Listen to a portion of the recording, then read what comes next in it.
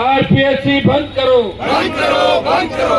नौजवानों को न्याय दो, न्याय दो, न्याय दो। भजनलाल सरकार होश में आओ, होश में आओ, होश में आओ।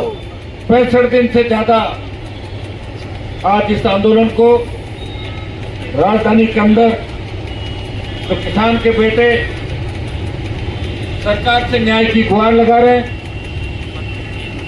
जेल भरो आंदोलन, युवा आक्रोश रैली, राज्यपाल से मुलाकात और एसएमएस के ऊपर भी इस आंदोलन के साथ एक बड़ा आंदोलन, डॉक्टर राकेश बिश्नोई के परिजनों को न्याय दिलाने का आंदोलन, आरएस मेंस का एग्जाम हो, चाहे फर्स्ट ग्रेड की बात हो, चाहे राजस्थान के अंदर कहीं भी अपराध घटित हुआ, कहीं भी तकलीफ पड़ी, तो राष्ट्रीय लोकतांत्रिक पार्टी के कार्यकर्ताओं ने हर जगह मोर्चा संभाला।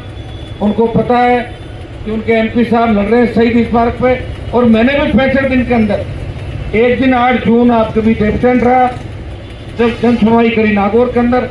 लगातार आप सबके बीच आपकी हौसला अफजाई करने के लिए खड़ा हूं। कई पॉलिटिकल पार्टियों के लोग कहते हैं कि हनुमान जी को तो काम नहीं है, इसलिए धरना दे के बड़े उनको मैं पूछना चाहता हूं कि मैं तो जहां बैठता हूं वहीं काम आने शुरू हो जाते हैं। कई बार तो 15-15 किलो अर्जी आती, कितनी 15-15 किलो। एक बार नाप कराए, मैंने कहा तोलो कितना हुआ, 15 किलो इसका हुआ नाप अर्जियों का एक दिन का। तो भाइयों, इतना बड़ा विश्वास तो राजस्थान के जवान और किसान का मेरे ऊपर है। लोग कहते हैं साहब ये काम तो आप ही करवा सकते हो, और मैं प्रयास करता हूँ, कोशिश करता हूँ। कई बार आगे पीछे हो जाते हैं, आप भी हमेशा हर जगह जन सुनवाई चाहते हो, हर जगह जन सुनवाई करते रहे। थोड़ा सा अपने को मिल के अगर अपन समझेंगे तो निश्चित रूप से आने वाला समय आपका होगा। इसमें कोई दो राय कि राजस्थान में कांग्रेस ने लड़ना छोड़ दिया। कांग्रेस बयान वीरों की पार्टी बन गई।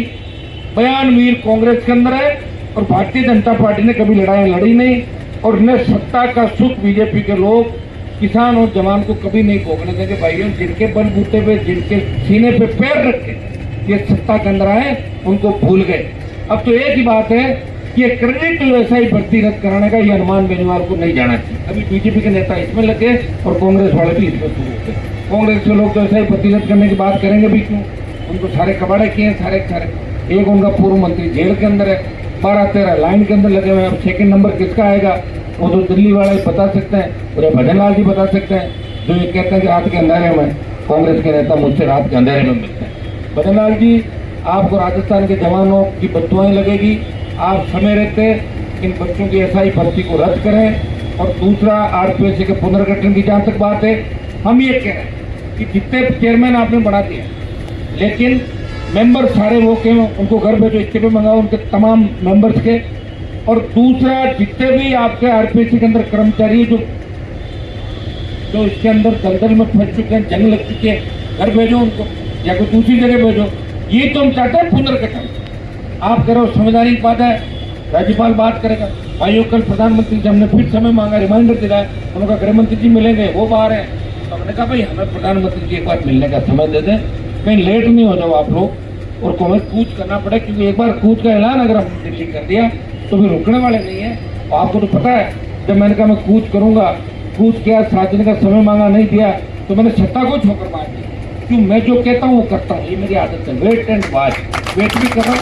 क्या पता कोई न्योता आ जाए दिल्ली से, तो मैं ले चलूंगा आप लोगों को।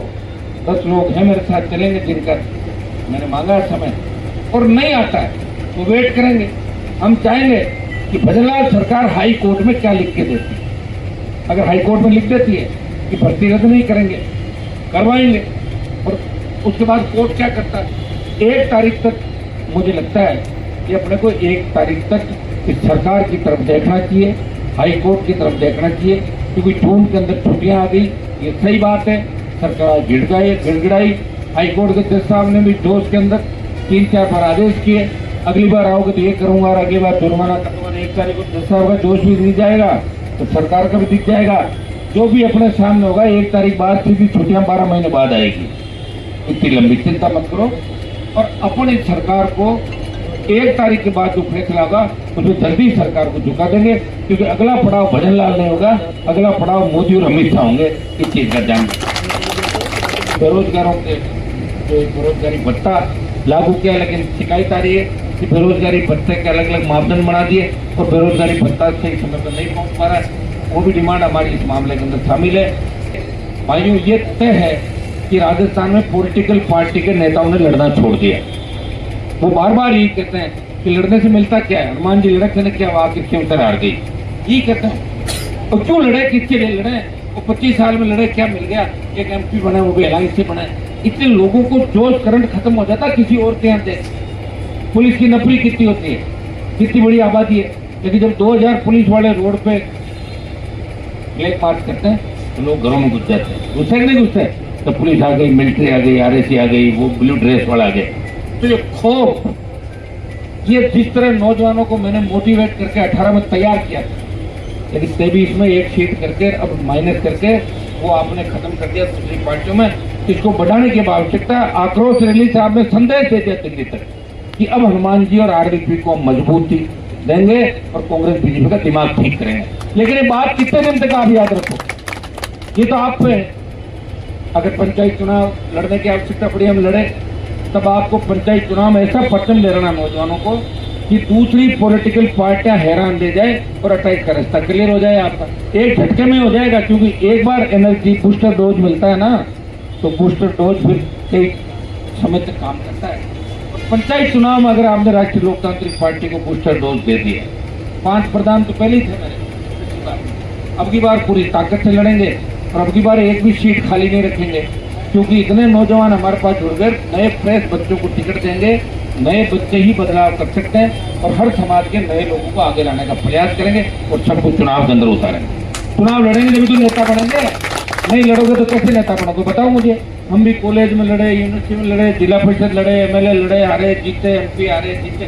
तो जीत के आदमी लड़ के ही तो नेता होता है और लड़के ही योद्धा होता है। तो आपको मैक्सिमम लोगों की मैं लिस्ट बना रहा हूँ, डर के भाग मत जाना।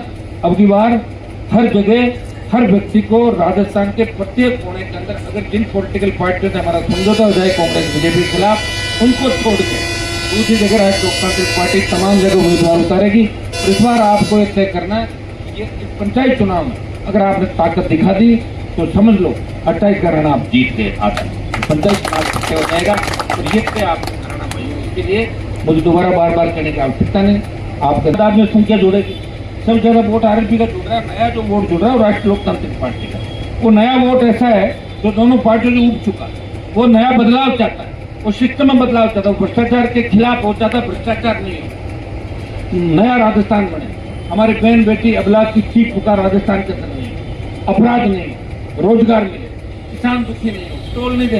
तो ये तो नया वोटर तो ये चाहता है। तो नई बात तो RLP कर रही है। कांग्रेस ने कभी टोल की बात नहीं करी, कांग्रेस ने फ्री बिजली की बात नहीं करी, कांग्रेस ने किसान कर्ज माफी की बात राहुल गांधी ने करी थी।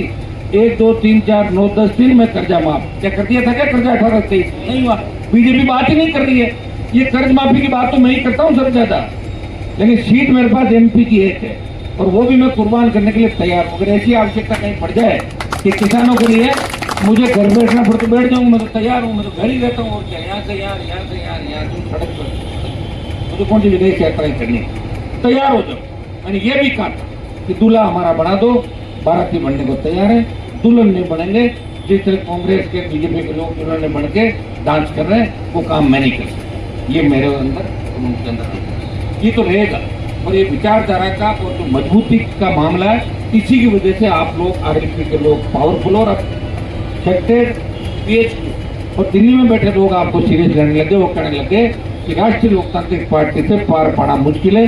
अगर थोड़ा सा हिसाब से RLP के लोग चले, थोड़ा इनका संस्थात्मक ढांचा ठीक हो, थोड़े मजबूत हो, थोड़े समझदार हो, तो RLP की 30-35 सीट लोग मानने लगे। 28 के अंदर 30-35 अगर मान रहे हैं तो फिर तो 80-90 जाते हुए देर नहीं लगती। तो यहाँ तो भाइयों, अब आप अपनी अपनी ताकत पहचानो, धैर्य रखो, इधर उधर भटको मत। सब लोग लड़ोगे, सब ठीक होगा। ये भटके मत, छोटे मोटे काम है तो रद्द भी हो जाएगी, RLP भंग हो जाएगी। हम तो चाहते हैं कि राजस्थान की सत्ता पे कब्जा करें, ताकि किसी गरीब किसान का बेटा बेरोजगारी के हालत में या किसी परिवार को इस तरह सामूहिक आत्महत्या नहीं करनी पड़े कि मेरे कर्जे का बोझ हो गया और मेरी कोई सुन नहीं रहा है, इसलिए मैं सामूहिक आत्महत्या करूँ। ऐसे किस्से भी हमने राजस्थान के अंदर देखे। ऐसा किस्सा दोबारा नहीं। इसके लिए आप बताओ, उस समय सीमित संसाधन थे, हमारे लोग गद्दार थे जो सूचनाएं इधर उधर करते थे, फिर भी वो लड़ते थे।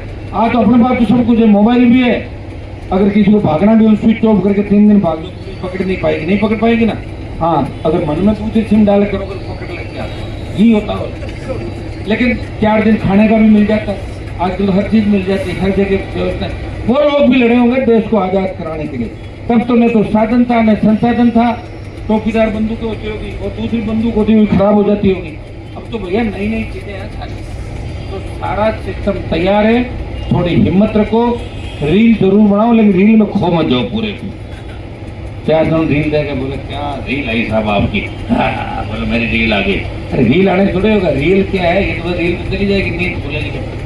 तो रील के साथ लड़ना, और ज्यादा ही जरूरी है तो मेरे को काम बताए, यही होता भैया। काम तो बीजेपी के लोग करें, उन पर छोड़ दो।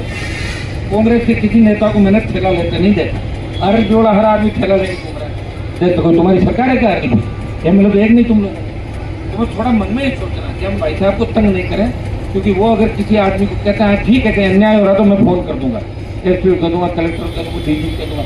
लेकिन ये ठेले ले लेके ट्रांसफर करा दो, पोस्टिंग करा दो, ये करा दो, वो कर, ये मेरा धंधा नहीं है, उद्योग नहीं खोल के रखा है।